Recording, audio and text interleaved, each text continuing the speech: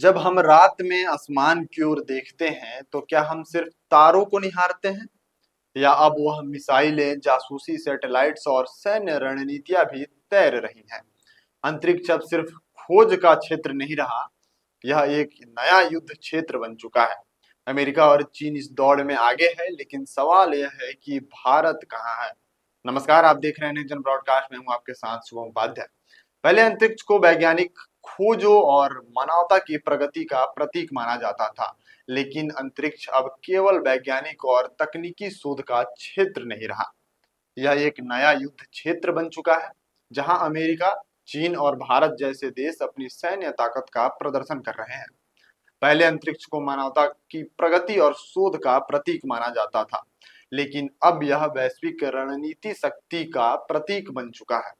दुनिया के प्रमुख देश अंतरिक्ष में अपने प्रभाव को बढ़ाने के लिए प्रतिस्पर्धा कर रहे हैं, जो केवल उनके सैन्य और राजनीतिक हितों से जुड़ा हुआ नहीं, बल्कि भविष्य के युद्धों की दिशा और रणनीति पर भी असर डाल सकता है। अमेरिका पहले से ही अंतरिक्ष में एक बड़ी सैन्य शक्ति के रूप में उभरा है।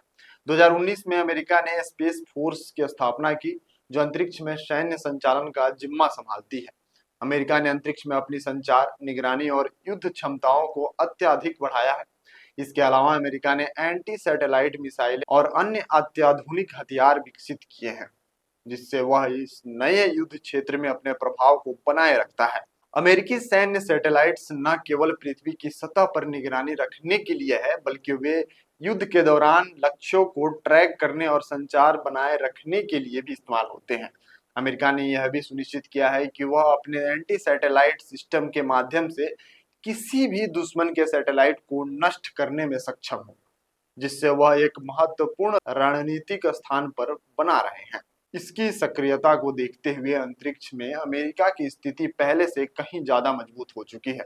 चीन की ओर से भी अंतरिक्ष में अपने सैन्य क्षमताओं को बढ़ाने की प्रक्रिया तेज हुई है। 2007 में चीन ने अपने एंटी सैटेलाइट मिसाइल परीक्षण से दुनिया को यह संदेश दिया था कि वह अंतरिक्ष में सैन्य शक्ति को चुनौती देने में सक्षम है। इसके बाद से चीन ने अपनी अंतरिक्ष क्षमताओं को और बढ़ाया है।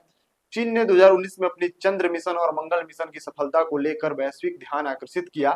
इन मिशनों का उद्देश्य न केवल वैज्ञानिक शोध करना था, बल्कि चीन के अंतरिक्ष में बढ़ती ताकत का प्रतीक भी बनना था।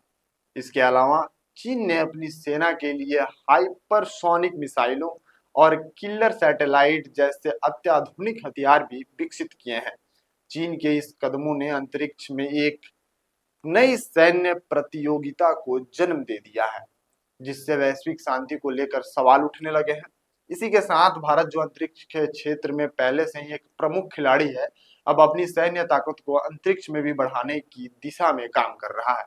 2019 में भारत ने मिशन शक्ति के तहत एक सफल एंटी सैटेलाइट मिसाइल परीक्षण किया था, जिससे यह साबित हुआ था कि भारत इस तकनीक में सक्षम देशों की सूची में शामिल हो चुका है।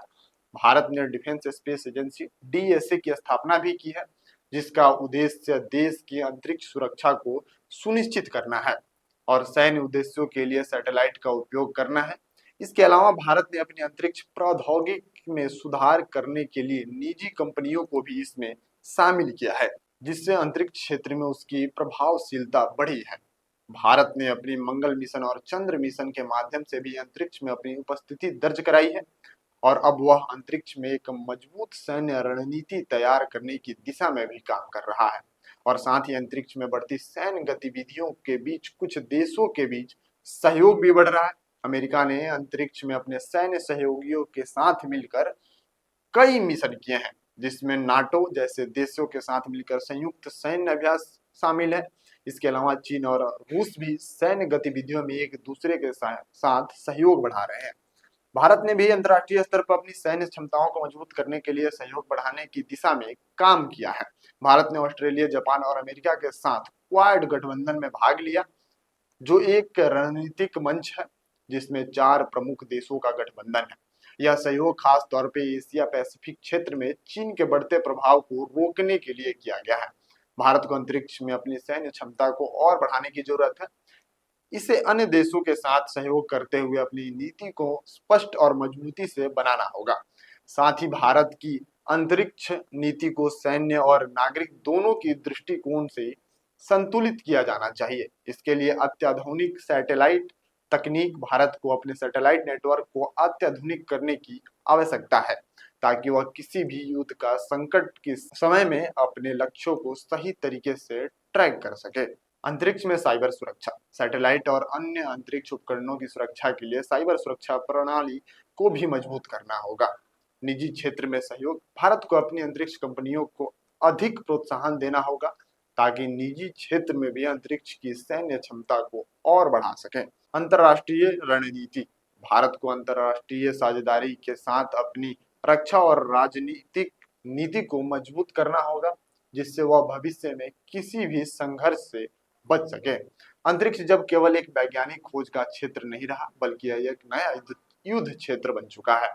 अमेरिका, चीन और भारत इस दौड़ में अपनी उपस्थिति बनाए रखने के लिए अपनी सैन्य क्षमताओं को लगातार बढ़ा रहे हैं। भारत को अपनी अंतरिक्ष नीति के उस समय के साथ और मजबूत करना होगा, ताकि वह इस क्षेत्र में प्रभावी रूप से अपनी भूमिका निभा सके और भविष्य में किसी भी सैन्य संकट को सामना करने के लिए तैयार रहे। अब क्या भारत अंतरिक्ष में अपनी सैन्य क्षमताओं को समय रहते विकसित कर पाएगा? आपकी इसमें क्या राय है? कमेंट करके बताएं। साथ ही ऐसी ही जानकारी के लिए जुड़े रहें नेक्स्ट जन ब्रॉडकास्ट के साथ। वीडियो अच्छी लगे तो चैनल को लाइक और सब्सक्राइब जरूर करें। बहुत बहुत धन्यवाद।